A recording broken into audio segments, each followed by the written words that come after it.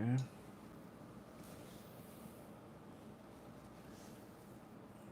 Let's see.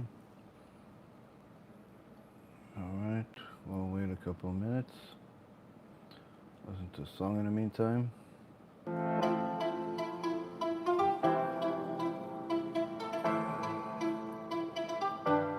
I love to learn Torah, elevate my soul. Each mitzvah I do, it makes me a better Jew. Learning every day, do teshuvah all the way.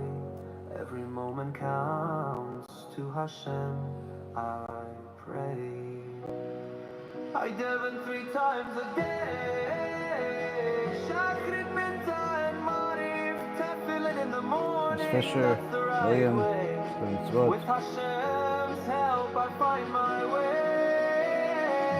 I daven every day and look up to the sky. Hashem clears the way. With tzitzit on, I stand so strong, tied to the truth where I belong. When I feel down, Hashem shows me the way through His holy words, so pure, so true. Thank you, Hashem, what is right and what is wrong, and it lights the path. So thank you, Hashem, for each breath I take, for the strength to return, for the courage to keep going forward.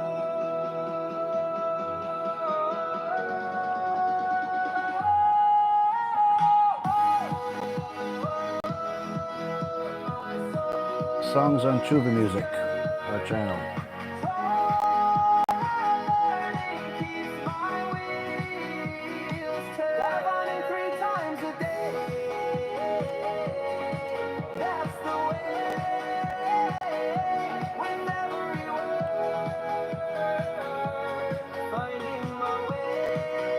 No, I don't go to parades. When I rise, your truth shining in my eyes. Shema Yisrael, I call your name, forever and ever praise your name.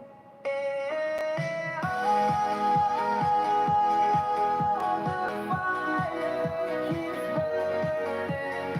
Thank you, Hashem, for showing the way. Walking the correct path every single day.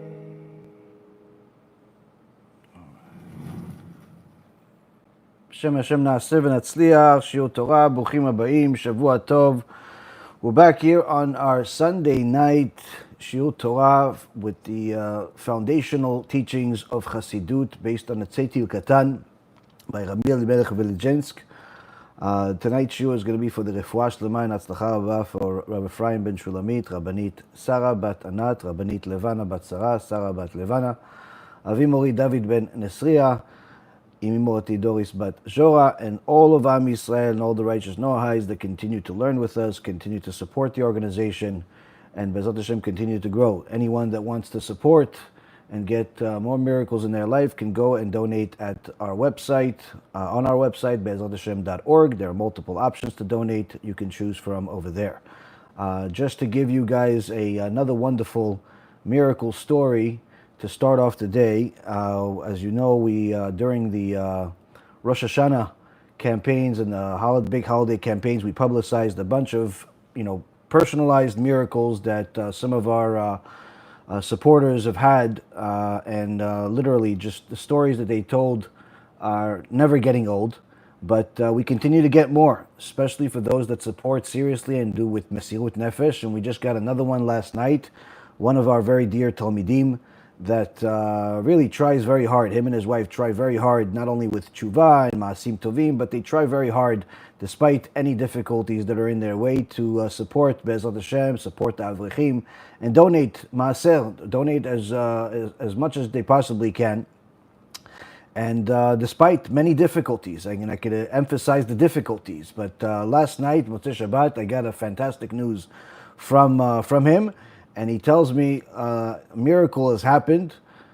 Somebody that he hasn't spoken to in over a decade reached out to him a few months ago and told him, by the way, I can get you to back pay that you haven't gotten from the company that used to work.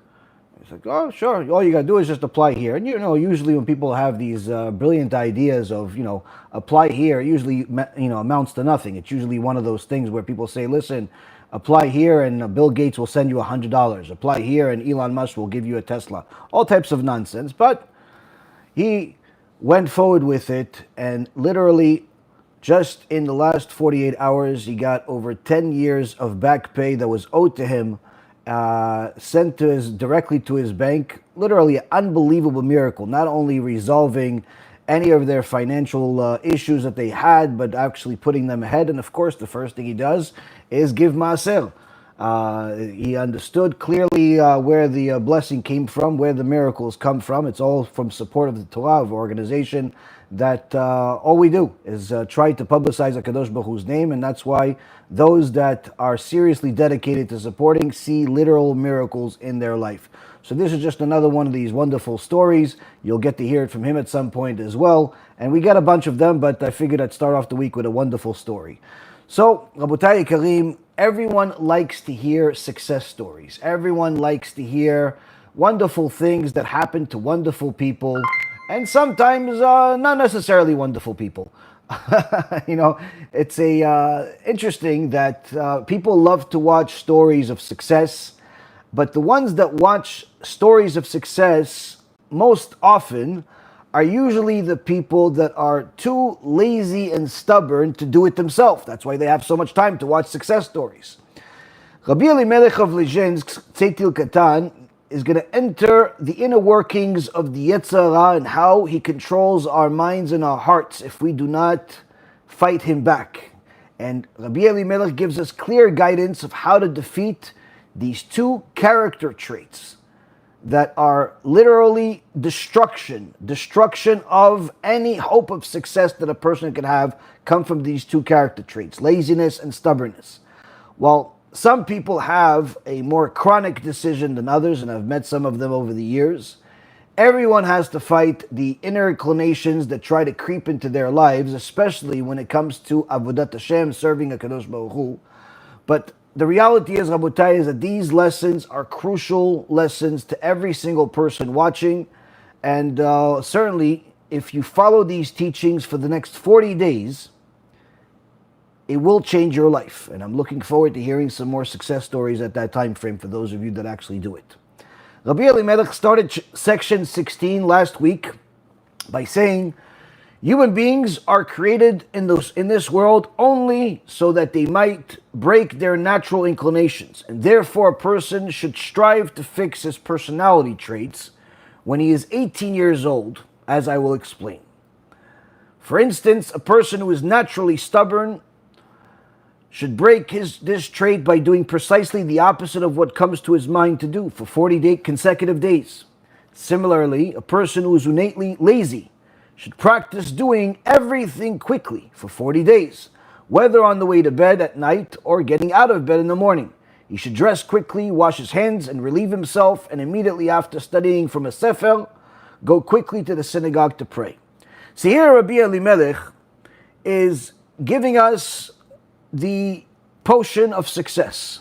But at the same token, in order to succeed, we need to know and identify what the poisonous potion of failure is. And he's telling us here, number one, you need to know that in order for you to succeed, you can increase your chances if you make these changes when you are young. Certainly you can make the changes later on in your life, but if you are 18 years old or younger, you certainly will have a lot higher likelihood of success, of uprooting these things. And the two first horrible character traits that Rabbi Elimelech is going to try to help us uproot are stubbornness and laziness. Rabbi Elimelech, in his sefer about Parashat Shavua, talks about, in Parashat Tzav, says that a person who wants to break negative traits should conduct himself in exactly the opposite way. For instance, if he's inclined to anger, he should work on being compassionate. If he's arrogant, he should humble himself completely, one trait contrasting the other. If he is stingy, which is a terrible trait, he must work to overcome it. Then, when he fixes his personality traits and can act properly for the rest of his life, he will be happy in this world and fortunate in the world to come. So here Rabbi Elimelech tells us again the same message in different words of how beneficial it is to fix these traits. Why it's necessary to do it so young, we'll get to. Why these specific traits, we'll get to. But first we need to know what's at stake here. He further says in Parashat Tzav, ultimately a person will come to a high level when he's totally divorced from these lower inclinations by sanctifying them. His inborn negative qualities will never surface in him again, for everything has been greatly sanctified. Furthermore, in Parashat Tazria, and the Noam Elimelech says, these improper traits are the root of all sins. It's because of these bad midot, these bad character traits, that a person transgresses God's will. So anyone that struggles with continuously being addicted to the same sin, Rabbi Elimelech uncovers a diamond here and tells us the root of that sin is not the sin itself, but rather the negative character trait that's within you that is leading you to that sin. It gets deeper. He further says, if you want to fulfill a mitzvah perfectly, you must first sanctify and refine your negative traits, such as pride, jealousy, hatred, anger, etc. The more refined your personality, the more valuable will be your mitzvot. It's impossible for your mitzvot to be free of all dross unless your character is also completely pure. So here, Rabbi Elimelech puts it out pretty clearly that if we fix our character traits, we are destined to success.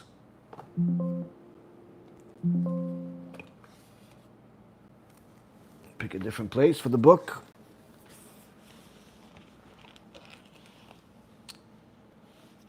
Now the question is, why 18 years old? We glossed over it last week. Why 18 years old?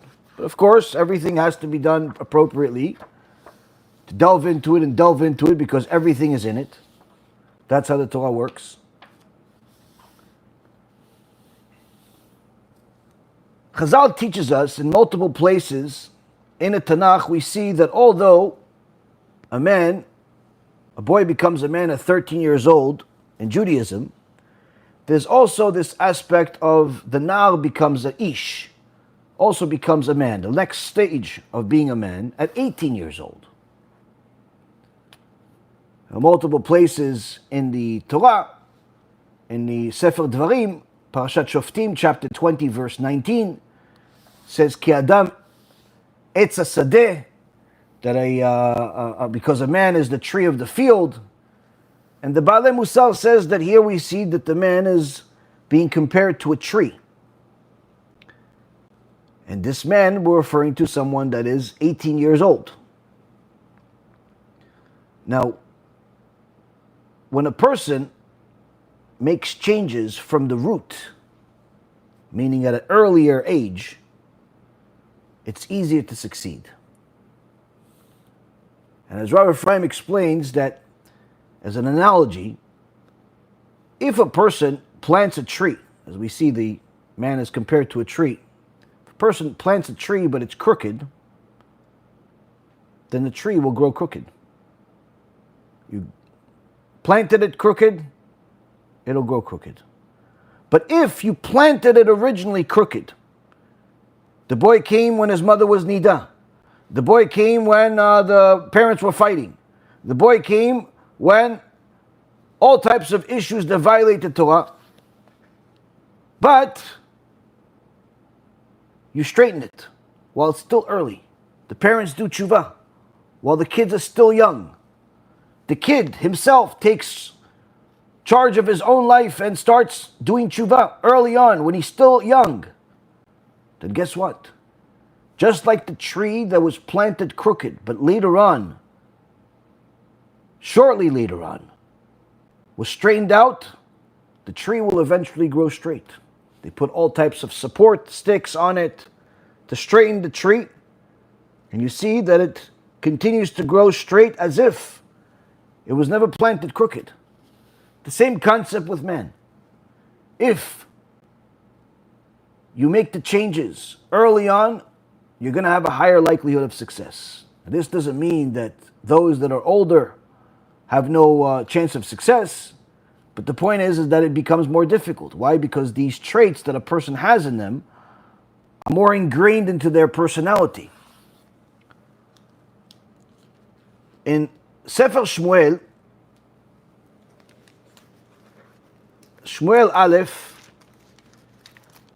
chapter 2, verse number 33, we see something horrible happening, where Elkanah Hanavi comes to Eli Kohen Gadol, and tells him that he's going to be punished because of his two sons. What happened? In verse number 22, it says, Eli, this is referring to Eli Kohen, this is the Kohen Gadol. Eli became very old, and he heard about all that his sons were doing to all of Israel, and that they would lie with the women who congregated at the entrance of the tent of meeting. So he said to them, why do you do such things? For I hear of your evil deeds from all these people.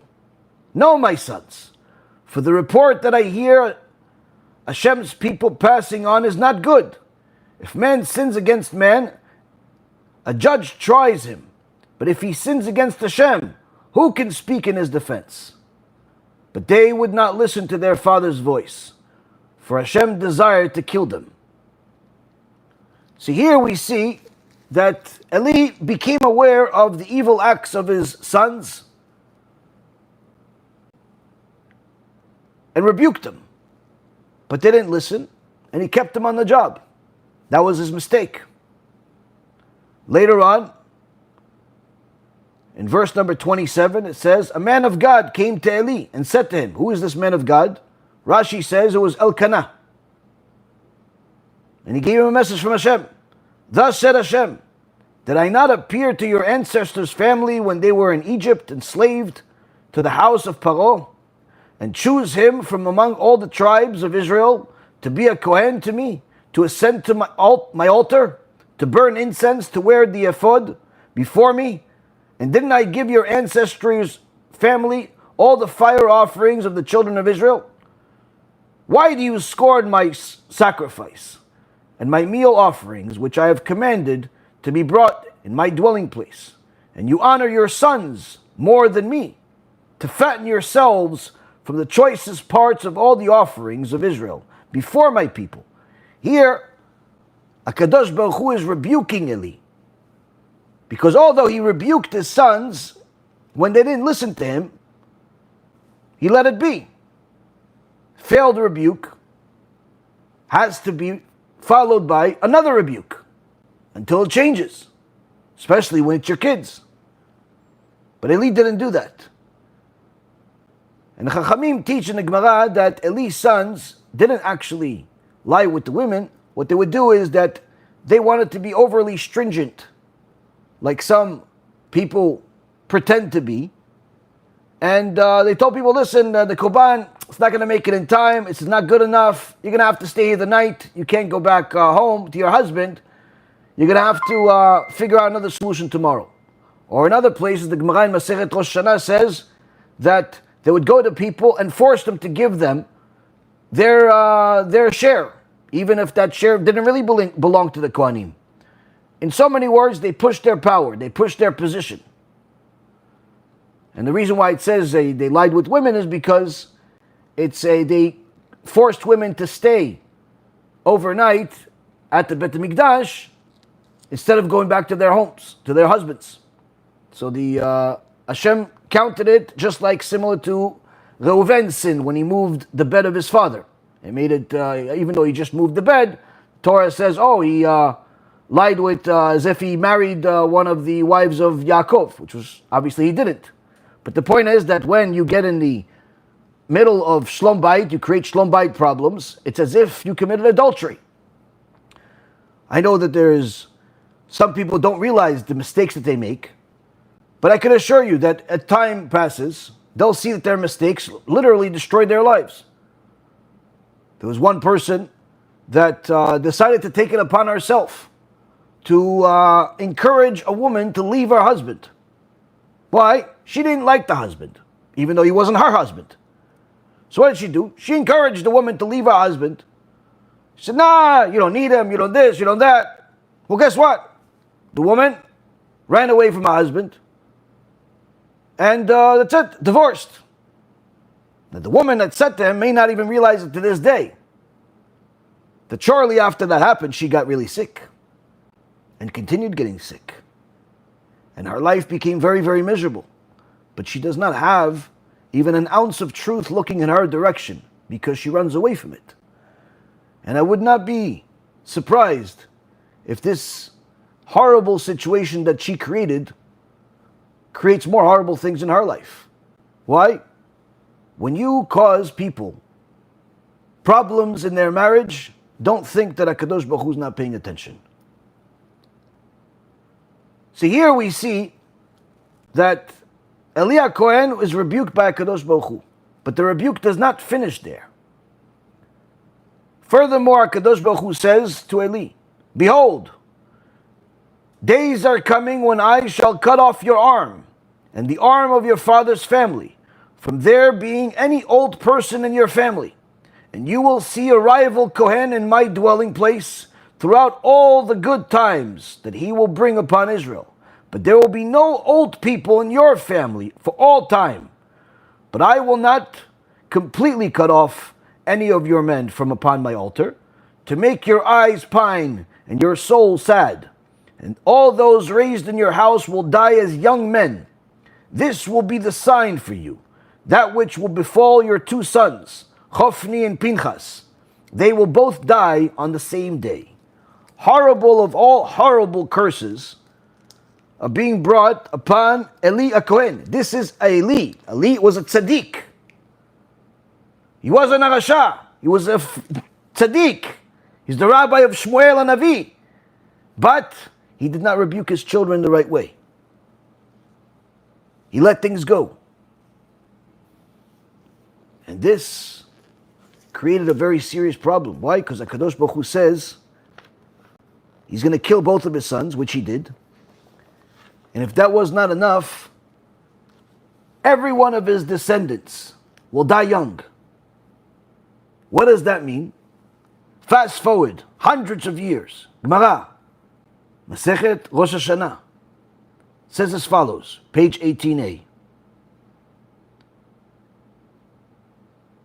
Rabbi and Abaye both descended from the house of Eli. Two great sages that are in practically every other page in the Gemara, both descended from the house of Eli. How so? How do we know this?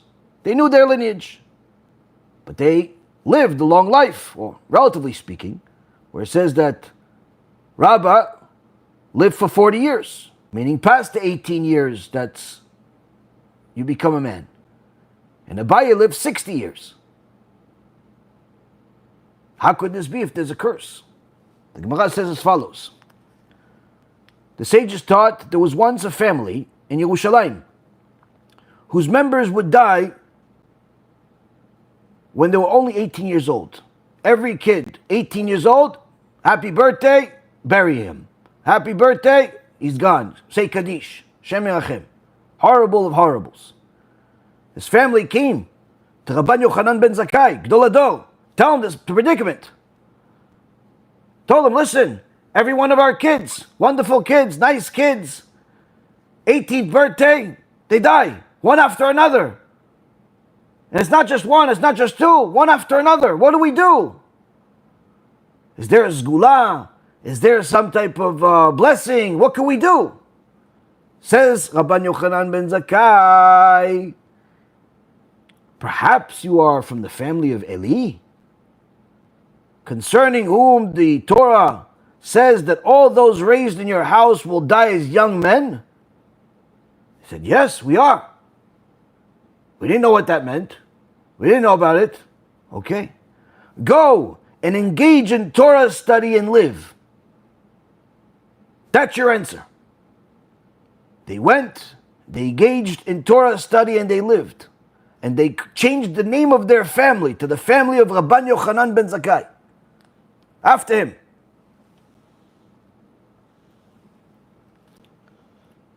The descendants from them are Rabbi and Abaye. So from here we learn a few things.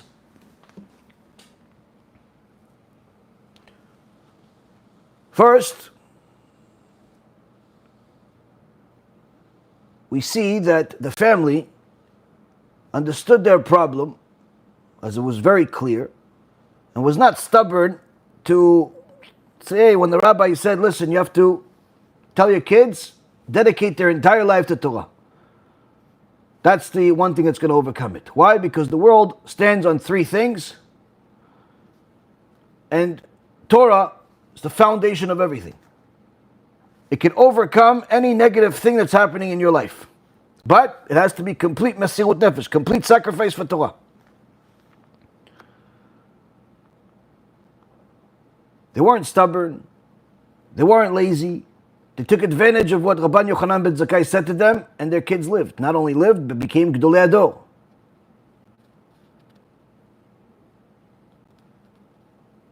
So the first thing we see is the importance of Torah, how it could literally change a decree.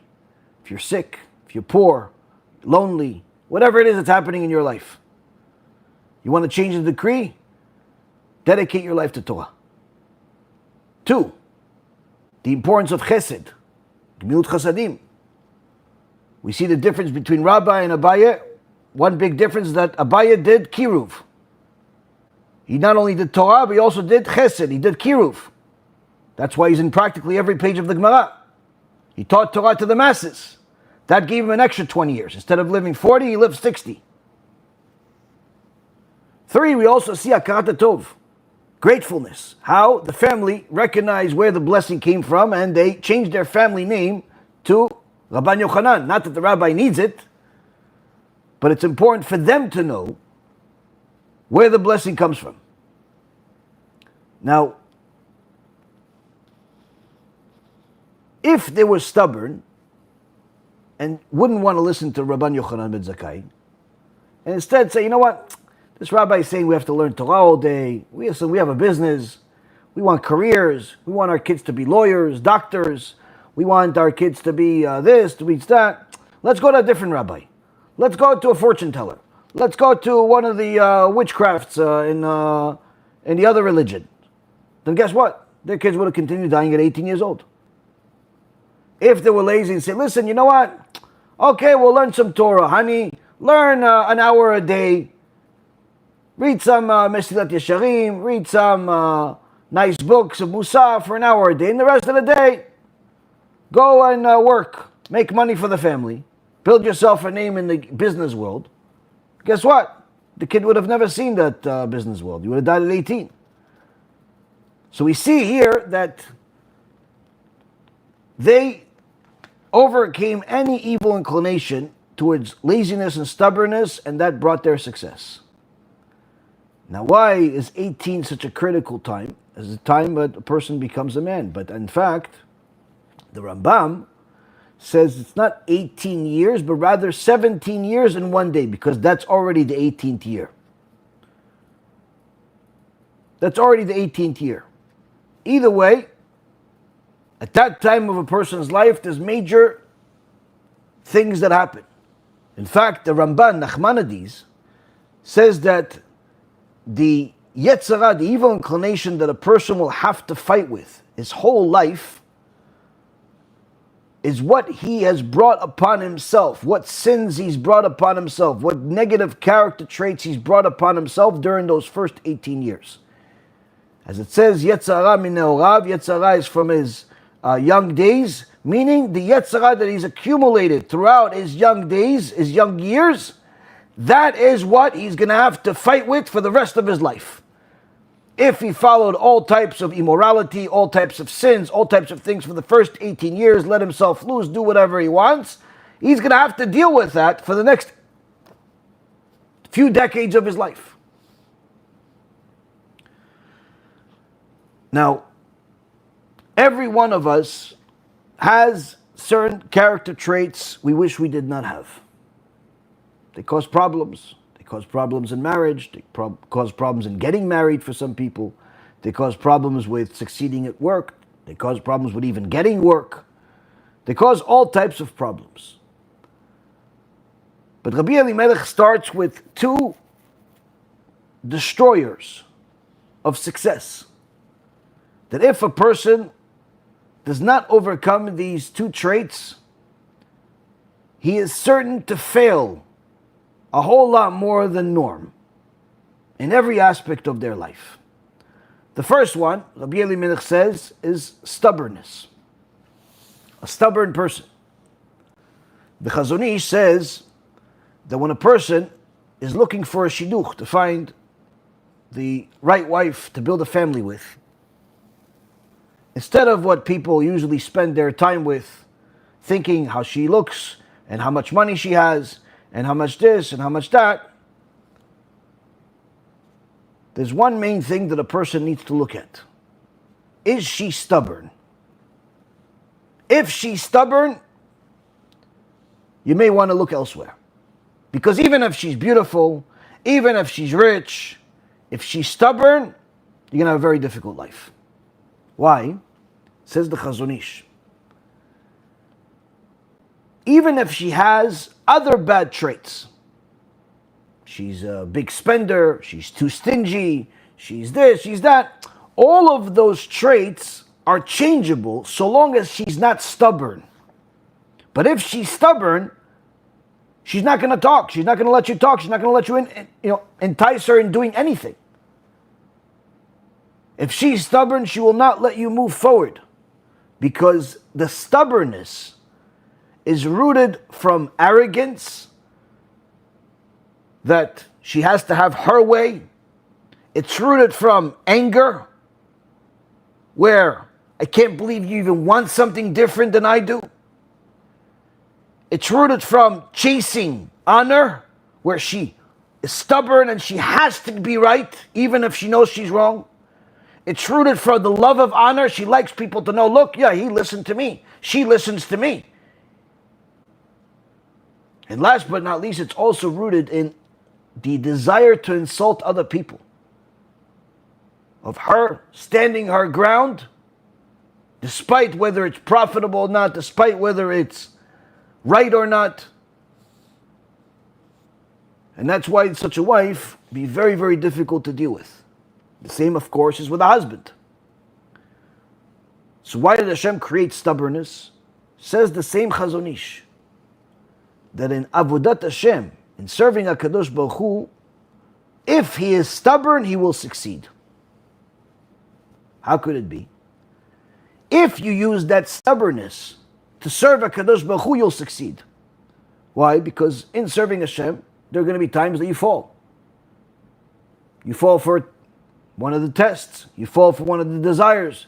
You fall for one of the sins. If you're stubborn, you're going to get up again. Try again.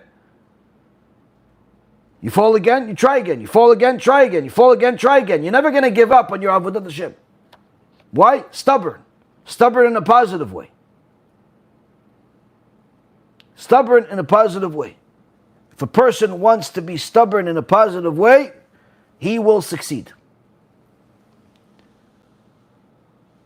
And Rabbi Elimelech says that if you want to uproot this stubbornness from your life, you have to take 40 days, consecutive days of doing the opposite of what your inner inclination is. If you're stubborn to get your way, you're stubborn not to listen, you're stubborn to ignore people, you're stubborn to think that everyone is stupid except you, you're stubborn to do things, you want to remove that stubbornness from your heart? Do the opposite for 40 consecutive days. Why 40 days? We see that the Torah holds the number 40 as something different than the rest of the numbers. Where HaKadosh Baruch Hu gave the generation of Noach before the flood 40 days. They failed, the Mabul came. The Mabul came for 40 days. And Mount Sinai, after Am Yisrael fell for the trap of the Erev Rav, that sinned with the golden calf, Moshe Rabbeinu had to go back up for 40 days. He went up there for 40 days, went down, saw the golden calf, destroyed it, killed a bunch of people that sinned, went back up saying, I'm sorry on behalf of Am Yisrael for 40 days, came back down, and then went back up for another 40 days. We see that the prophet Yonah had to go to the people of Nineveh, Noahites, and told them, if you don't do tshuva, Hashem is going to destroy your entire city. 40 days. So we see that 40 days, the number 40 is like a cleansing. Same thing with a mikveh, has to be with 40 se'ah. 40 is continuously repeated in the Torah as something that has connection to renewal. But of course, this 40 days of not being stubborn only works if there's a desire within the person to change. As the Gemara says in Masechet Moed Katan, Abali Ter Meseim Biyado. Someone that comes to be purified, meaning he wants to follow the ways of Hashem, Hashem will help him. But if somebody wants to make sins, Hashem will let him make sins. So in the case of this 40 days advice of the Tzeitil Katan, it's only going to work if not only you do the opposite of what your inner inclination tells you to do, that when your boss tells you to do something that you choose to try to get out of doing it. When your mom tells you to clean up something, usually you try to not do it. When your father tells you something, you usually try to do the opposite. You're stubborn. Now all of a sudden you're going to do the opposite. Your boss tells you to do something, okay sir, I'm going to do it. Your mom tells you something, sure, I'm going to do it. Your father tells you, sure, I'm going to do it. Now if you're just going to do it for 40 days, but have resentment in your heart, who are they to tell me what to do? What do they know? I don't want to listen to them. If you're going to do it with that way, then guess what? After 40 days, you're going to be sensing a feeling of relief that you no longer have to listen to anybody and go back to all the wickedness that you did before. So the key is to desire to change, then force the change, and that will lead to the change becoming part of you, where the change comes from within, where you actually want to do it. You want to listen to your boss. You want to listen to your mother or father. You want to listen to the guidance that's being given to you, because you know it's for your best interest. One of the horrible things that we've had to see in the last couple of years is how wicked people can be in taking advantage of the good hearts of Jewish people and people that support Torah. There is a evil, disgusting filth of a human being by the name of Edan Brooks. At least that's the name that he goes by. I've told you about him some time ago.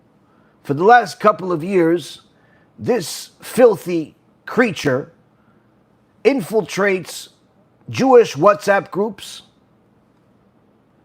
goes in there and starts contacting people in the groups saying that he's a Jew and he's poor and he needs $300 for rent and he needs $400 so he doesn't get kicked out. And this is what he's turned into his day job. He gets people's phone numbers, he starts calling them, and he starts inventing all types of lies. He's getting kicked out of his house. He needs money to rescue his dog. The rabbi told him to call this person, and he does it literally all day, every day. The truth is, he is not a follower of the Torah. He's a Rasha. I believe he's a Christian by birth. He has someone that is part of a cult. He even makes videos about how he lies to Jews. Like, the audacity of this monster has no limits. He talks about how he lies to Jews to get money out of them. And he's part of a cult. And one of the things that this guy has that's unbelievable is that he has no sense of shame whatsoever. Even after we exposed him and publicized this picture, he continues. Because he assumes that some people don't know that this is the same person. So he continues going into different groups, whether it's our groups or other rabbis' groups or other Jewish groups, and just contacts different people that apparently there's a din in Shamayim that maybe they didn't give enough tzedakah to the right places, so they get a wicked person to get the money out of them. Unfortunately, they have to do cheshbon nefesh also, the people that lost money to him. That why they're not giving enough tzedakah, that Hashem is sending them a wicked monster to steal their money. But nonetheless, this person doesn't care that his picture is all over the place, in the media, online, in WhatsApp groups that stay away from this person. He continues. He even makes videos about how he lies about it. And I took a few minutes to see this disgusting creature. What is driving this person? I mean, is it just money? Is it that much hunger for money? And he talks about his life like he's not doing anything with his life. He doesn't know how to get out of his own way. And he has this excuse and that excuse. And the truth of it all is that the root cause of all of his wickedness is the next character trait. Laziness. Laziness, Rabotai Karim, could literally lead a person to commit every crime under the sun. It'll justify a person to steal, to cheat, to lie, to kill, to do anything.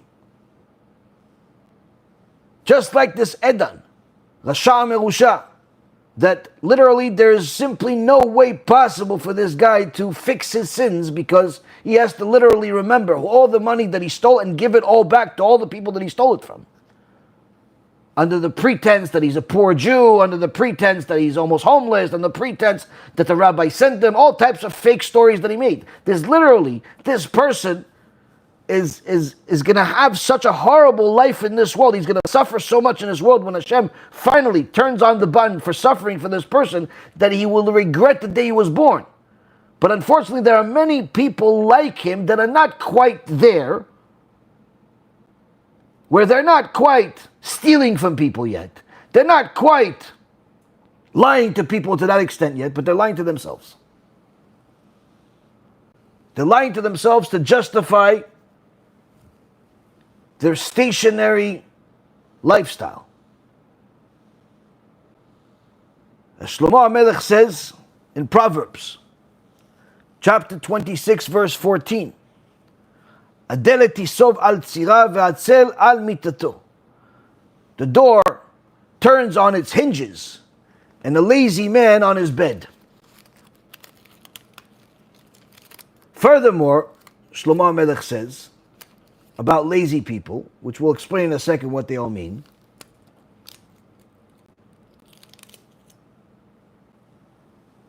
The lazy one buries his hand in the dish. He's too wary to return it to its mouth. The lazy one is wiser in his own eyes than 7 who answer sensibly. In so many words, the lazy person has every excuse under the sun to justify his behavior. The truth is, the laziness is the reason why he is where he is, which is in the same place that he has been for a very long time. He doesn't want to work. He doesn't want to earn. He doesn't want to push. He wants an excuse. Rav Pinkus, alav shalom, said, why does the Shlomo HaMelech say that the door turns on its hinges but the lazy man on his bed? Why is there a comparison? He gave an extraordinary analogy. He says in Yeshivat Ponovich, there is a door that is in the middle of the door, there's a hinge, so it opens in both directions. Half a meter on one side, half a meter on the other side. He says there's about 1,000 bachurim learning in the yeshiva. So each time one goes out, the door opens half a meter this way and a half a meter the other way. So let's calculate how many meters this door goes every day. 1,000 bachurim go to pray in the morning. That's a half and a half. That's 1,000 meters. Those same 1,000 boys finish praying, another 1,000 meters. Then mincha, another 1,000 meters. Then finishing mincha, another 1,000. You do the calculation, at the end of the day, there's somewhere between 10 and 15,000 meters that this door went over a year. Hundreds and thousands of meters, 10 to 15 kilometers per day, do the math. Hundreds and hundreds of kilometers per year. But where is the door at the end of the year? Exactly where it started. I mean, technically, if it went thousands of kilometers, you would think it'd be already in outer space or something. It'd be in a different country. It'd be somewhere. No, it's exactly where it was when the year started. Why? Because of the hinge. It says the hinge, Rabotai Karim, the hinge is the laziness. The hinge is the laziness. The lazy person. A lazy person does things. He does things. He doesn't just sit there and do nothing all day. He'll make a call. He'll go to the meeting. He'll apply. But he has a hinge that keeps him connected to where he started. He's not willing to get off that hinge. He's not willing to leave the state. Why? No, I grew up here. I was born here. I like it here. The weather's here. Yeah, but your opportunity is in the next state. Your opportunity is in a different country. Yeah, but it's far. But it's this.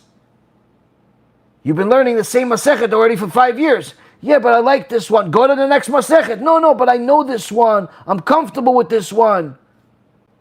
You've been living at home. You're already 35 years old. Move already. Move. Go. Move on with your life. No, listen, I'm saving money. I'm living with my parents. Get married. Listen, I haven't found anybody that's proper for me. Find anybody already at this point before you become a senior citizen.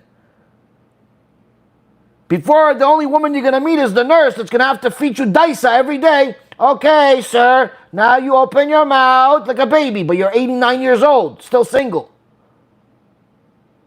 Move already. Do something. Some people, they have a hinge. That hinge keeps them where they are. They'll make some moves. They'll go to the shiur. They'll talk to the rabbi. And they'll ask the rabbi, Rabbi, what do you think I should get as a job? I don't know, anything you get. What kind of jobs do you have as lined up? What's your skills? I could work for a trucking company. I could work for the mail. Okay, so whichever, both of them sound good. Go for it. Okay. A month later. So Rabbi, listen, what job do you think I should get? Well, didn't you ask me that question a month ago? Yeah, but I thought maybe if I work for the trucking company, that's going to take away from my schedule and I won't be able to wake up early because I'll be working at night. Okay, so what other opportunities do you have? Well, I thought maybe I could work in a store and then maybe I could sell some insurance. Okay, fine. Go ahead. Go sell some insurance. Yeah, go for it. All right. 6 months later. Rabbi, what do you think kind of job I should get? I don't understand. What, they fired you from the insurance company? No, I never got the job. Why not? Well, because I thought that, insurance, it's not, I don't know if I really like it. It's like kind of like a morbid business. You talk about people being sick, people dying. Okay, fine, so get any office job. Oh, you think any office job? Yeah, any office. Just get a job. You're almost 20 years old. Get a job. Get a job. Pay for something. Stop living off of your parents like a bum. Okay. Another year passes. So, Rabbi, what do you think? What kind of job I should get? Well, you're telling me you haven't worked for 2 years. You've been asking me the same question? What do you do with your time? Are you learning Torah at least the whole time? Are you like an Avrech Torah scholar? You finished the Shas 18 times? No, not really. I read a little bit of Midrash here and there. I watch your Shiurim. And? No, that's it. So what do you do the rest of the day? I go sometimes to the schoolyard. I play some basketball. And sometimes I like to walk around the mall. I'll get some coffee or something. Talk to some of my friends. Oh, so you're a loser. In different words, apparently. In reality, you're a lazy bum. You don't want to do anything with your life. Go do something. Ribono she'olam. Either go become a Torah scholar or become a businessman. Do something. So what kind of job do you think I should get? Do you think I should work maybe for Uber? Yeah, Uber, fantastic. Go drive people to places while you stay exactly where you are. No problem, at least work. Go work, go. All right. 3 years pass. Rabbi, what job do you think I should get? Wait, you're not working at Uber? Sometimes I do the Uber thing. But it's like I don't really like to drive. What do you mean you don't like to drive? Who cares if you like to drive? Do you like to eat? Yeah, I like to eat. So how do you pay for food? Oh, my mom and dad pay for it. But you're 30 years old already. You're 30 years old. Your mom and dad are still paying for you? What? You also can ask them to change your diaper too? Go do something. And Rabotai Karim, you think that this is one story? I had countless of these stories with kids. The generation is full of lazy bums that do nothing. But they justify their laziness because they say, listen, if I get a job, then I won't be able to watch so many shurim. Rabbi, I watch like five of your shurim per day. 5 of my shurim per day. If you're not a rabbi already, there's something wrong with you. You're not watching. You're probably playing video games while you're watching. 5 of my shurim per day. You should be a giant in Kiruv. Do something useful in your life.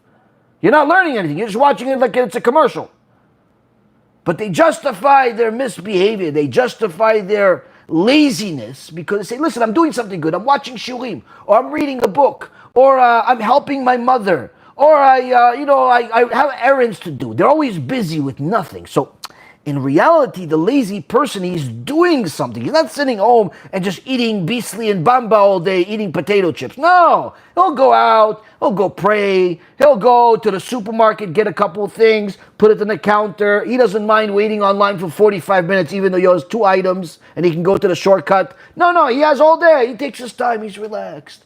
I like to take it easy. I like slow. And everything is slow motion. And he occupies his day. He's just looking to occupy his day.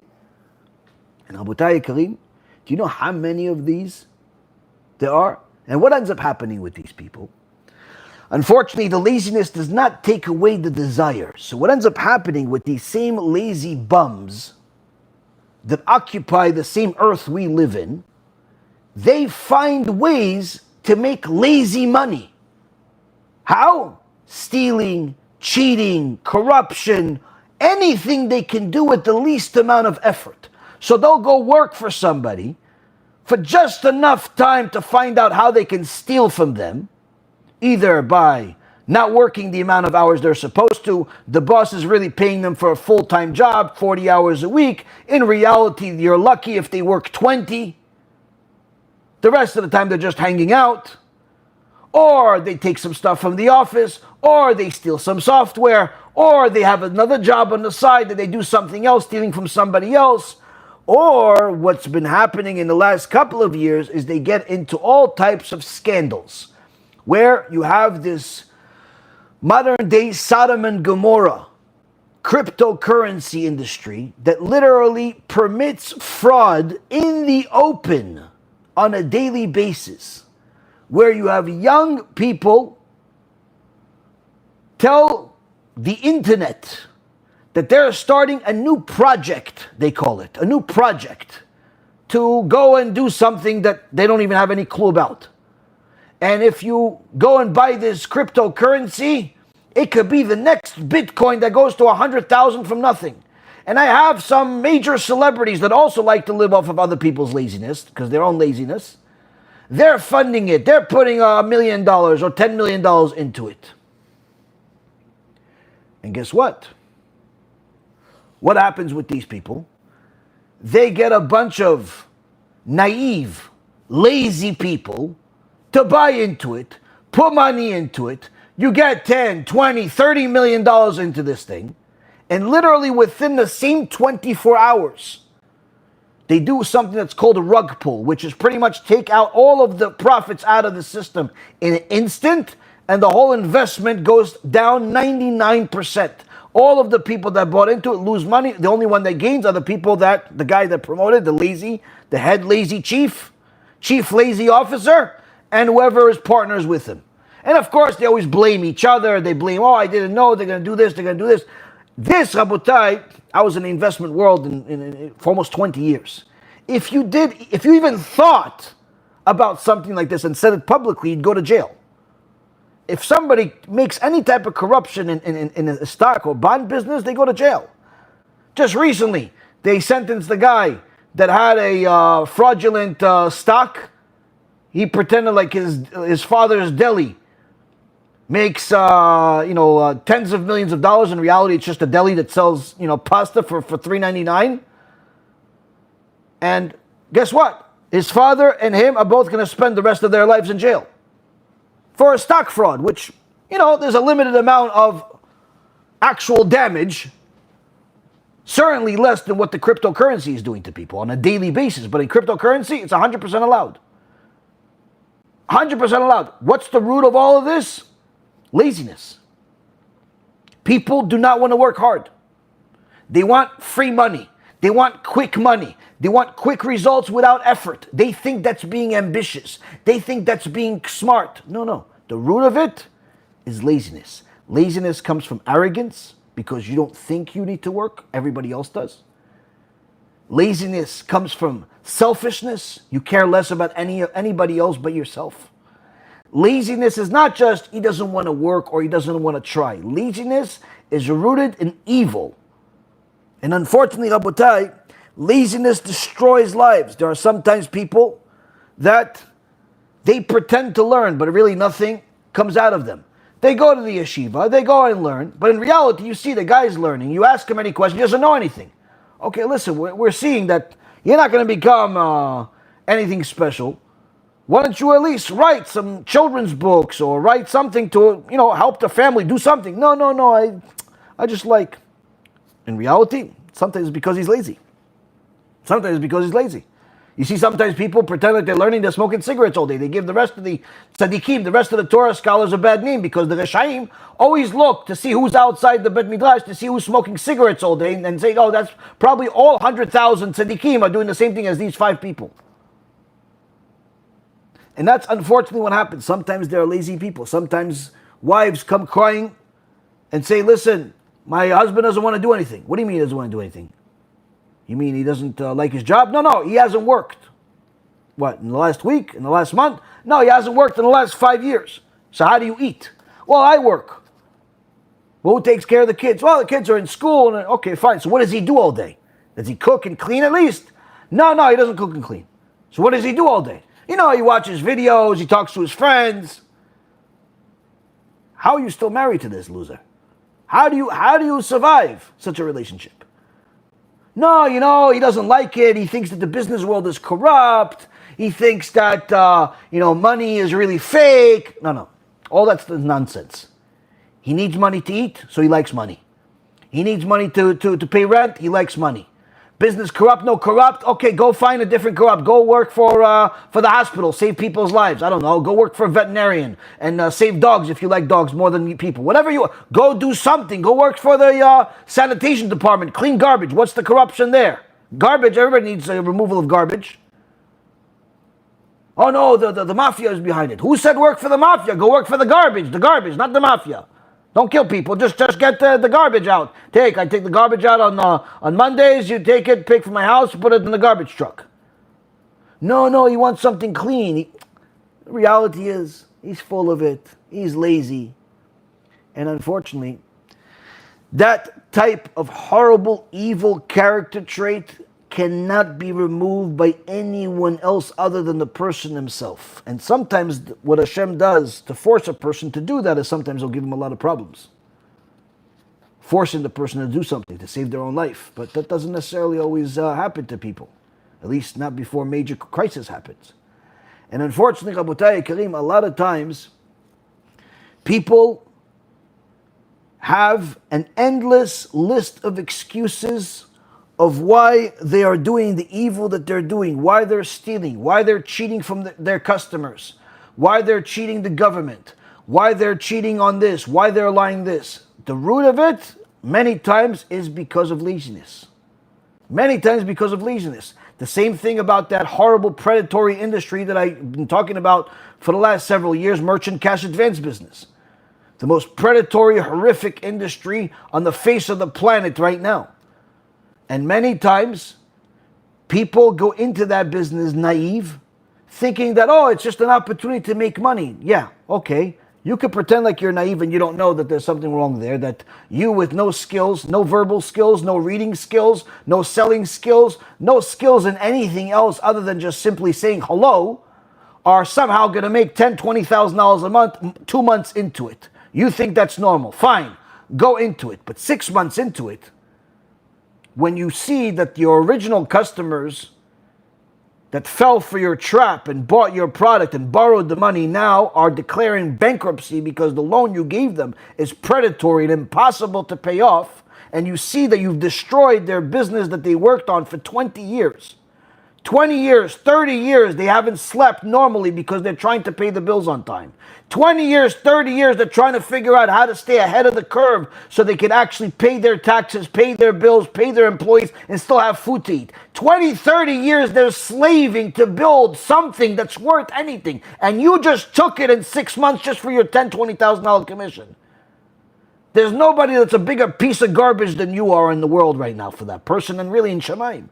But you think that's normal in the beginning because you think, oh yeah, well listen, I got this guy $200,000. I'm helping them. Okay, fine. Let's say you're that naive and that stupid that you think that you're actually helping them on day one with an 80% interest. Let's say 6 months later when he declares bankruptcy, you still think you're helping him? Then you say, no, maybe it's just a one-off. No. All of your initial clients from month one will declare bankruptcy within the first 12 months. All of them, with no exception, unless somebody won the lotto. Every single one of them will declare bankruptcy. So of course, maybe in the beginning, all of those young people that go into the cash advance business are naive and foolish and don't realize that it's a predatory business. But 6 months into it, 12 months into it, everyone knows, every single person that I've spoken to from that industry has told me it was only a matter of time before everybody knew that it's a predatory business, that it's horrible, that it's evil, that it's bad, and a bunch of other descriptions. Everyone knows. So why didn't you leave? Why didn't you leave? Listen, where can I make that kind of money in a short period of time? Where can I make that kind of money? Oh, so the root of what your evil is laziness. The root of your evil is laziness. You're not willing to work hard to make that same kind of money. Or perhaps you're not willing to do what it takes to do business honestly. Certainly there's greed, certainly there's arrogance, certainly there's a bunch of other things that stem from that, but one of the roots is lazy. Lazy. And Rabotai Karim, laziness can make a person stand in the same exact place, whether that same exact place is doing nothing, full of excuses, or doing evil, full of excuses. Laziness will keep a person there. Why? Because that's the hinge. That's the hinge, Rabotai Karim, that unfortunately keeps a lot of people where they are. I remember when I used to give live shiurim in Aventura, in Miami over there, a few times a week. Every shiur that I would give, at the end of the shiur, the guys would come up, the girls would come up, ask questions, and I would do my best to help them. And Baruch Hashem, some people really transformed their life. But some people would ask the same questions almost every week. And I realized that this is a chronic problem. Guy tells me, listen, Rabbi, I really want to go into a relationship even though I'm not married. Well, buddy, get married and then go. No, but I'm too young, but I'm too this. Okay, fine. A year later, same thing. Listen, Rabbi, okay, so get married. No, but I'm, okay. Guess what? 10 years have passed. 10 years have passed. He's still asking the same questions. Now he can get married. Now he's already in his 20s. But no, he still has other excuses. And the guy with the job, still excuses. And the guy with the learning, still excuses. There's some people that watch Torah lectures for 10 years and they don't change. 10 years they watch Torah lectures, they are still stuck on one topic and one topic only. Whether it be Mashiach or some other topic that they listen, everything that they know is about this topic. You ask him about Mashiach, he can tell you the date, the time, the name, the address, the everything. Ask him about Ilchot Shabbat, they don't know anything. Ask him about character traits, you see the person acts like an animal. Nothing has changed. 10 years, nothing has changed. Why? Lazy. Laziness is not doing. Laziness is refusing to move from where you are. So you'll take a step forward and a step back. A step forward, a step back. Just like the door with the hinge. It opens on one side, it closes. Opens, closes. Opens, closes. Takes one step, step back. Rabbi Elimelech of the Jinsk says that salvation for this too is 40 days of acting against your lazy nature. Because if you let the lazy Yetzirah into your system even a little bit, he will indeed take over, chas v'shalom. The Gemara in Masechet Brachot, page 54a, says, Ve'afta et Hashem Elokecha, b'kol levavecha. Love Hashem with all of your heart. With both your Yetzirah Tov, your good inclination, and your Yetzirah, your evil inclination. So loving him with your good inclination is understandable. Want to do good. But how can you love him with your evil inclination? Use that bad trait that you have already in you for good. Stubborn. Stubborn when you fall, get up again. Stubborn when you fall, you make a sin, get up again. Don't give up. Don't become an idol worshiper. Same concept with laziness. One of your friends calls you to go make sins, tell him no. Be lazy, I'm too tired to make sins. One of the people asks you to go to a party that you know is going to be mixed dancing. No, listen, it's too late. Lazy when it comes to sins.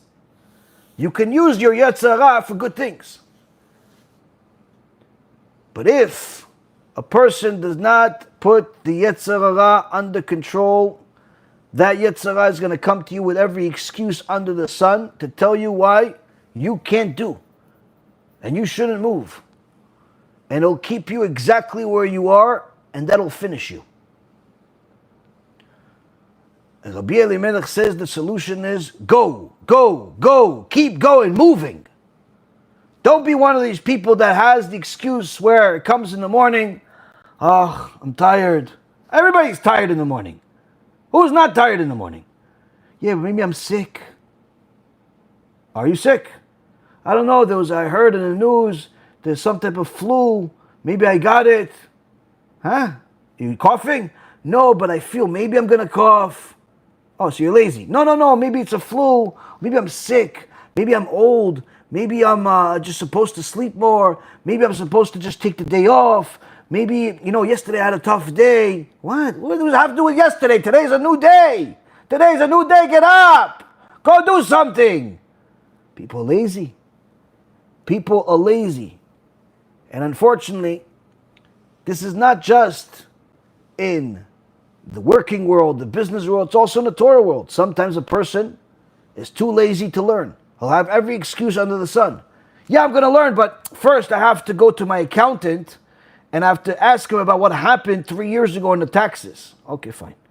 After they finish that, okay, so you're going to learn now? Well, now I have to call my doctor because the doctor said that I should call him. Okay. And after he calls the doctor, what about now? Well, I have to eat. All right, fine. And after they eat, well, listen, I got to relax a little bit. Got to relax because I just ate. I got to digest. Okay, fine. After they digest, well, now I have to talk to my wife. I can't just not talk to my wife. Okay, fine. After I talk to the wife, you're gonna learn now? I'm kind of tired now. Oh, yeah. Okay, we'll try again tomorrow. The next day, no, well, today I got to do work because I didn't really work yesterday because I went to the doctor and the accountant. Okay, so you work for the accountant. Okay, fine. What about after you finish that? Yeah, I'm going to go to shiur. Have the shiur, didn't show up to the shiur. What happened? You didn't come to the shiur. Yeah, listen, my car was making a noise on the way to the shiur, and I figured, you know what?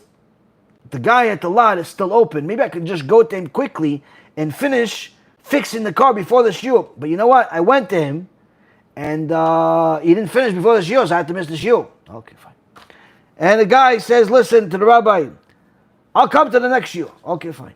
The next day, the rabbi says, no, did you come to the shiur? Listen, rabbi, I wanted to come to the shiur, but I didn't have a shirt. What do you mean you didn't have a shirt? I have this shirt, this white shirt, but at work, I spilled some ketchup on it. So I can't come to the shiur with a ketchup on it, so I had to put it in the laundry. What, I'm going to come with no shirt? So I didn't come. All right, fine. The next day, you're going to come to the shiur? Yeah, I'm going to come to the shiur. The next day, the guy didn't come to the shiur. Rabbi says, how come you didn't come to the shiur? Rabbi, the shirt was ready. Problem is, the pants. The pants, I spilled something on them today. One of the kids played. I spilled something on the pants. And I can't come to the shiur with some wet pants. It's not comfortable, you know? All right, fine. The next day, Rabbi has a shiur. You're going to come to the shiur? Yeah, I'm definitely coming to the shiur. You have a shirt? You have a shirt. You have pants? You have pants. All right, the next day, he doesn't come to the shiur. The rabbi comes there and says, no, how come you didn't come to the shiur? He says, tell you the truth, Rabbi, I didn't think you're going to have the shiur. What do you mean? Why? I told you I was going to have the shiur. I was going to have the shiur. You didn't come because you didn't have the pants and the shirt. Did you have the pants and the shirt today? Yeah, I had. So why didn't you come to the shiur? I was on the way to the shiur, and I passed by the rabbi's house, and I saw that there's pants and shirt hanging, drying. So I figured the rabbi is definitely not coming to the shiur without a pants and shirt if they're drying on the pole. So I figured there's no shiur. So he didn't think that the rabbi has more than one pants. He didn't think that the rabbi has more than one shirt. No, it's not that he didn't think. He was looking for an excuse not to come. The lazy person is always looking for an excuse to stay close to the hinge, to stay close to the excuse of why I don't have to get up and try harder. I don't have to read another Mishnah. I don't have to finish another Masechet. Yeah, but Hashem gave you a great brain, a brain that you could finish an entire Masechet in one day, a great brain that can make you one of the Gdolei Ador. Why aren't you using it? Why are you still acting like a child? Well, listen, let me just take my time. Why? Why take your time? If you have this gift, why take this time? Rabotai Kareem, a person can give themselves every excuse under the sun to justify their behavior. And unfortunately, they don't realize the damage that they're causing themselves. The Chovot HaLevavot gives us a little bit of insight. A little bit of insight, Rabotai, that if we could only listen to the Chovot HaLevavot, our problems will be solved.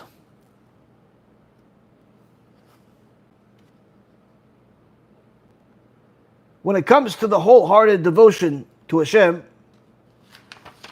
the Chovot HaLevavot first tells us that this is a process. The first step of this process of devoting yourself to Hashem is acknowledging Hashem's unity, meaning that there's nothing else but Him. He is the source of your blessings. He is the source of your problems. He is the only God. He is the only power. There's only one God. There's no human version of Him. He doesn't need you. You need Him. Second is reflecting on Hashem's blessings on you, which are continually bestowed upon us. When a person is lazy in bed, lazy in his same place that he's been in and she's been in for a long time, doesn't want to move. Think about all the blessings that Hashem gave you, even though you're not doing anything for it. Imagine how much more He can give you, and He will give you, if you try even a little more. Third, to assume the service of Hashem, meaning to take upon yourself that, yes, my role in the world is to serve Hashem. If a person understands that their role in the world is to serve Hashem, already they understand that they cannot stay stationary. Fourth, embracing reliance on Him, on Hashem, and not on human beings.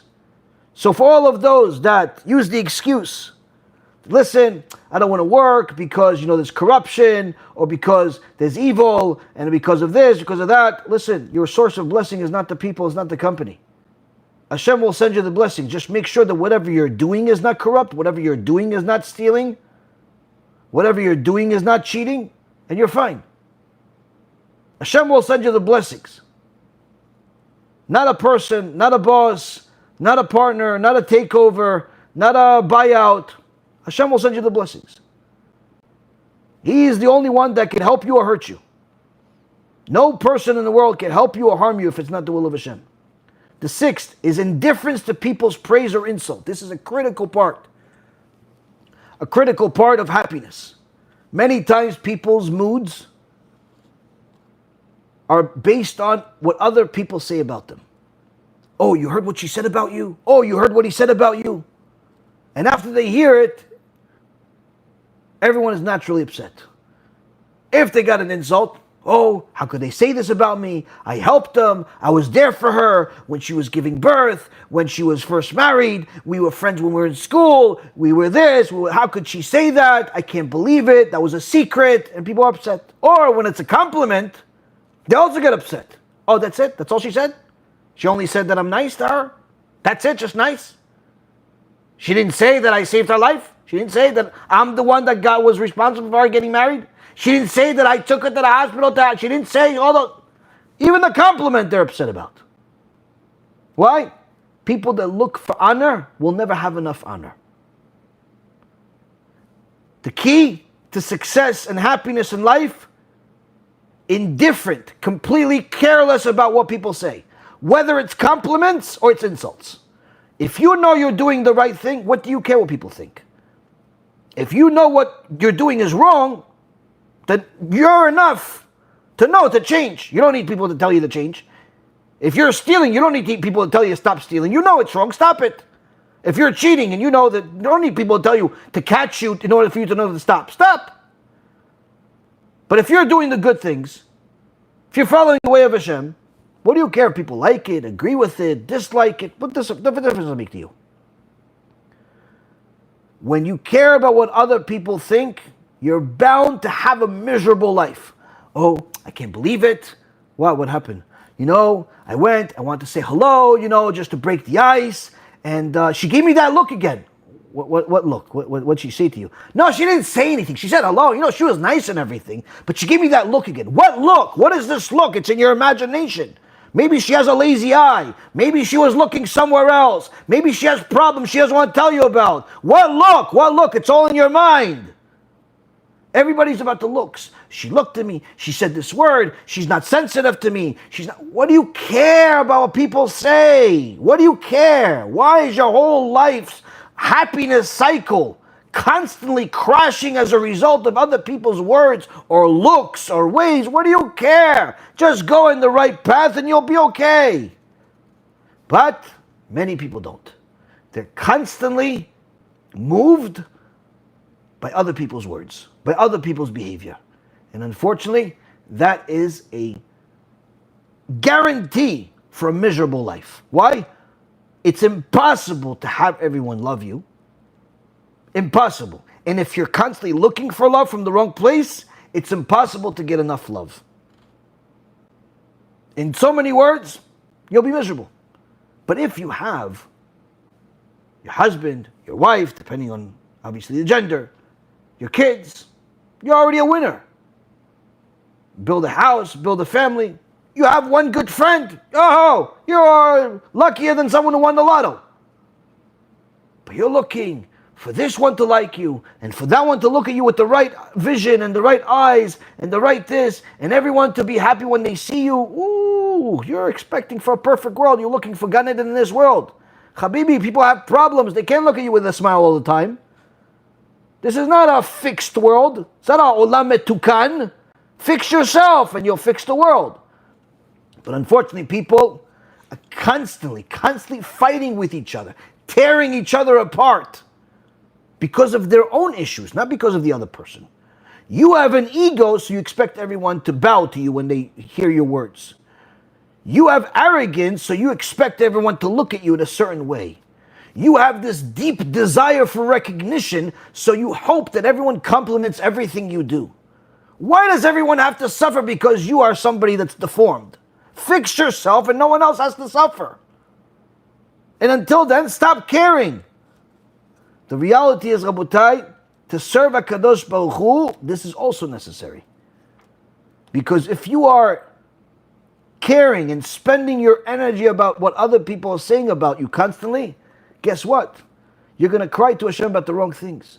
Instead of crying to Hashem to be able to serve Him better, to give your kids blessings so they grow up to be tzaddikim, to give your husband the parnasah that he needs to support the family and grow, to give the wife the health she needs to carry the kids and to raise them, to praise the world of Torah. If you're not going to pray for things like that, what are you going to pray with?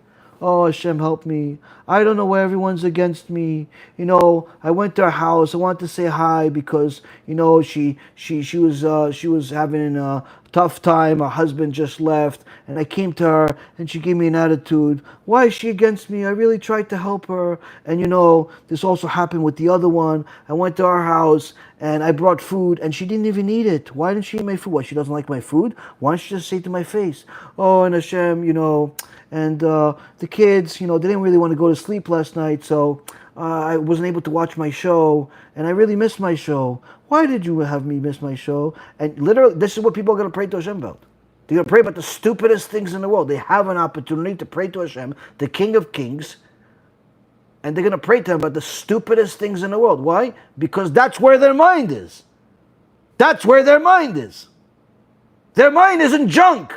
They're going to think about this one that ate her cooking, this one that didn't eat her cooking, this one that looked at her, didn't look at her, this one has a longer wig, this one has a shorter wig, this one has a new car, how come I don't have a car, how come they have a bigger house, how come she found a zivug. What do you care about other people? What do you care about other people? This is the sixth thing. Indifference to people's praise or insults. Seventh, refraining from currying favor with other people. This doesn't really need much explanation. Doesn't need much explanation. If your whole life revolves around favors, it's going to be very difficult. Why? It's the guilt.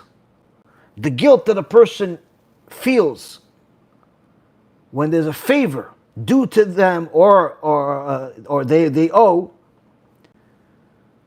it's a problem that could lead to bad things. The eighth, clearing one's heart of worldly matters when working for the world to come. Now, the Chovot HaLevavot is not saying clearing your heart from worldly matters, period.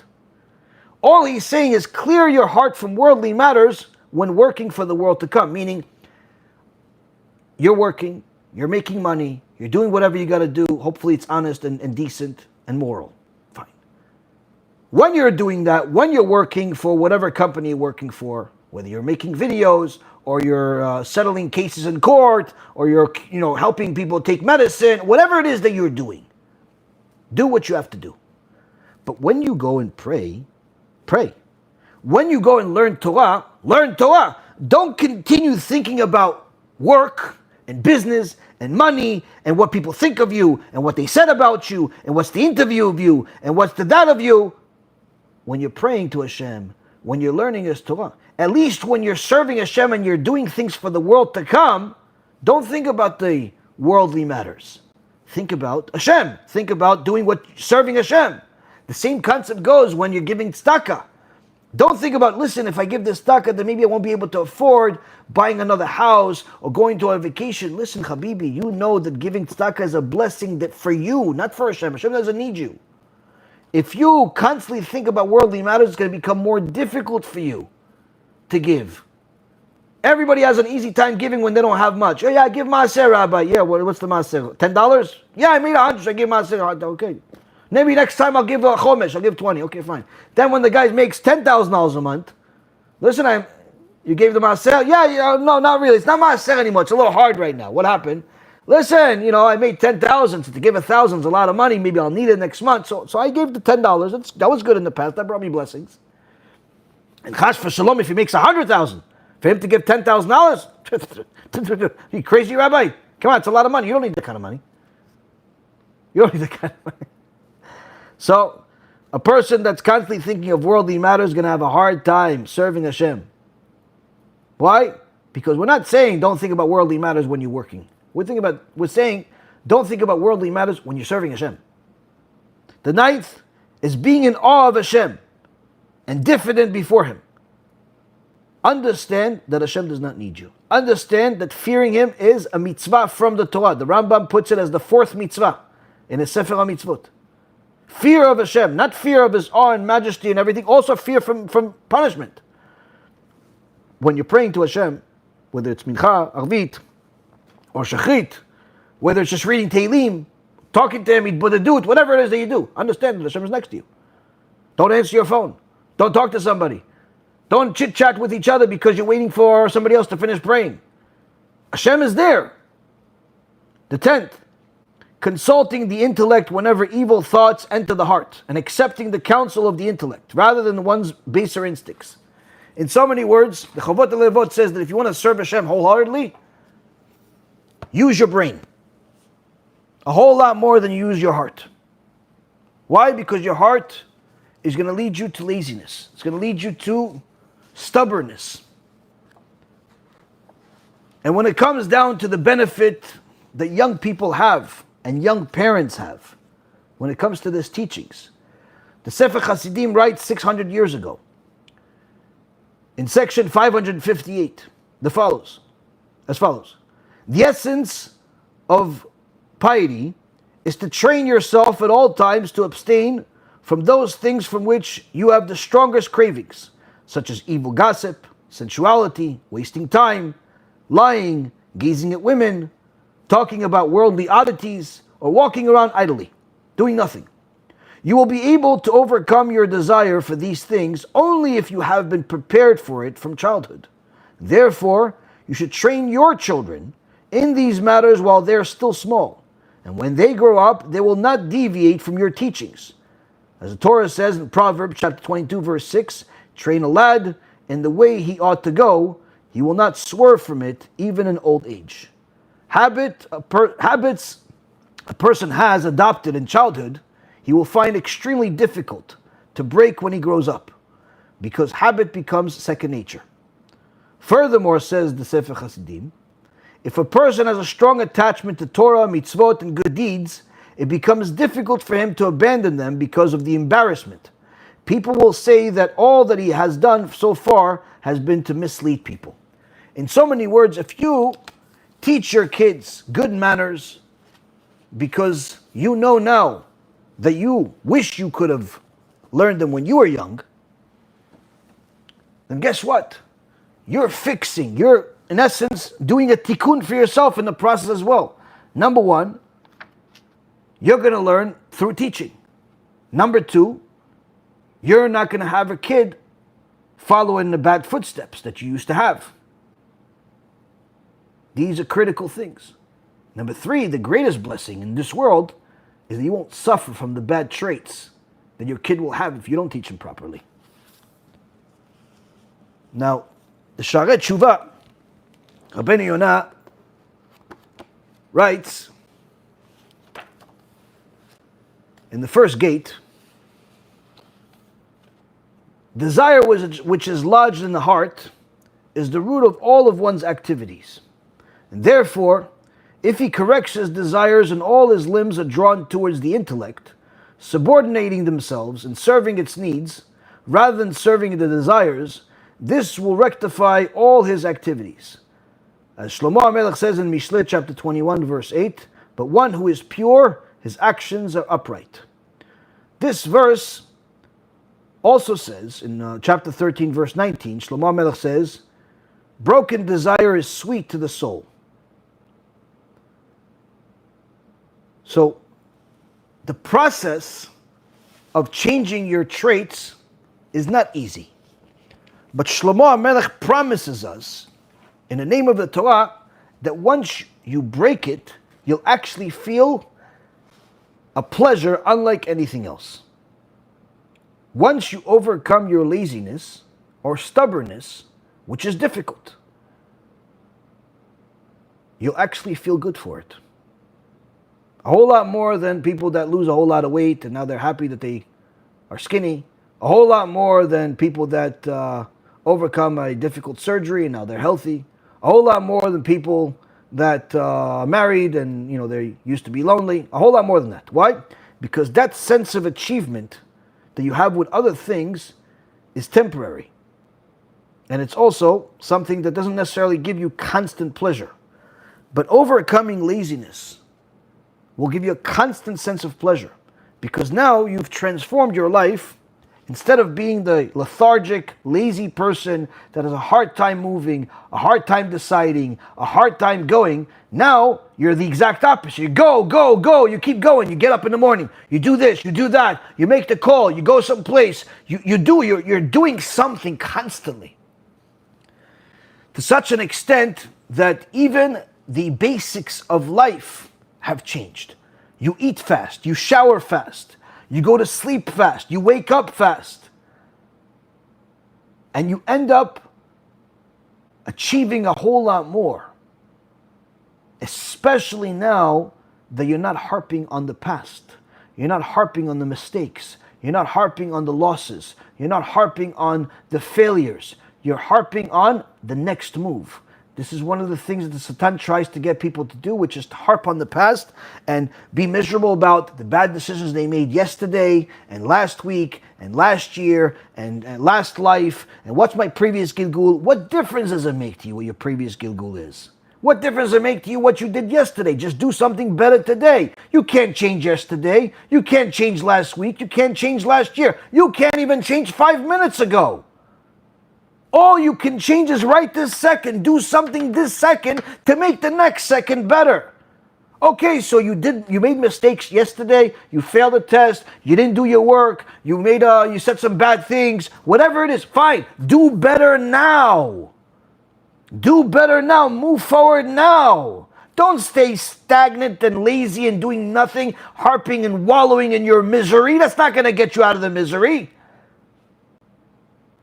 Go forward, do something. Even Napoleon, who was a brilliant person, evil but brilliant, understood the deadly nature or results that come from the nature of laziness. They say about him that once, as he's in his camp, they're in the middle of a war. Obviously, he had to show himself as constantly a strong leader, more than just winning wars, but strong nature. So one morning he calls all of his generals and he tells them, I want to tell you guys a story. Last night, after a tough day, I went in my camp to sleep, but suddenly I had a strong urge for a cup of water. It's really, really thirsty. Now, I didn't have water next to me. I knew to get the water, I have to get dressed, I have to go to the well, get the water out of there, and then drink. But then if I go do that, then I'm submitting to the desire for water, the lust for water. Well, it's going to beat me. But if I don't go, then it's laziness. Maybe I'm not going because I'm lazy. I don't feel like getting up. So what do you think I should have done? So of course, they're all conversating, they're debating. No, listen, it's better that he doesn't drink because what? To submit to the lust of going material things, eating, drinking. No, you don't want the leader to be that way. The other hand said, no, but if he doesn't go, maybe it's out of laziness. So they're debating. He goes, let me tell you what I did. Napoleon says, I got up, I put my clothes on, I went to the well, I got the water. I carried the water all the way back to my camp, into my tent. I put the cup of water right next to my bed, and I went to sleep. That way, I didn't fall for the lust of water or laziness. Wow, bravo, bravo, bravo! The Baalei Musar say, yes, Napoleon defeated the trait of laziness and he defeated the trait of lust for the water, but he did not defeat the trait for the lust of honor. And it's very likely, as Rabbi Ephraim says, that he did this whole thing. The primary motivation for him to do this whole thing is simply to tell the story the next day so everyone can say, bravo, bravo. Many times people will do things because they need people's praises. Don't be one of those people. Give praises for that's due for other people, but don't look for it. Why? Because your greatest motivation should come from within. You should want to succeed because you can. And Hashem gave you the ability to do so. And you can try at least. But if you're constantly going to look for praises, you're going to constantly look for people to say bravo, you're going to be a very, very sad person. Because if that ends up motivating you to prove everyone wrong, then the motivation itself is insufficient to get you to remove laziness, remove stubbornness, remove the bad traits out of your life. And if a person wants to be happy, they have to remove these things. Because they're literally spiritual cancers from within that most people don't even realize exist. This, Rabotai Karim, is what we can learn today and understand how it applies to each and every person's life. Even in the world of halacha, Chachamim applied this even to other Talmidei Chachamim. One of the Rishonim, the Rabbi Israel Iserlan, wrote in his response to the Trumat edition when it came to using turning tables while you're studying Torah. You're studying Torah, you're learning a book, and you need the book that's on the other side of the desk. It's a big table. Now they had turning tables, they could just turn the table and get the book. The Trumat edition writes, yes, you can use the turning table, but it's better that you don't. It's better that you get up and go get the Sefer. Because that extra effort gives honor to the Torah, shows that you love the Torah, and will end up helping you in your learning, giving you more siyata dishmaya in your learning, and you'll end up remembering the Torah that you learned. Meaning that to overcome that laziness is not just for the sake of succeeding in business, or marriage, or learning Torah, but everything. If you could overcome these character traits, you could overcome anything. And Be'ezrat Hashem, we will all do, and we will all succeed. Thank you very much for learning with me. May Hashem bless each and every single person that learns and supports the organization. You can donate on Be'ezratHashem.org. You can watch many more shiurim on our YouTube channel and on our app, Be'ezrat Hashem app. Subscribe, like, share. And Be'ezrat Hashem, we use these teachings to get closer to HaKadosh Baruch Hu, to serve Him better, and Be'ezrat Hashem in the process also become good representations of His Torah. Thank you very much. Kol tu b'chava tzlacha.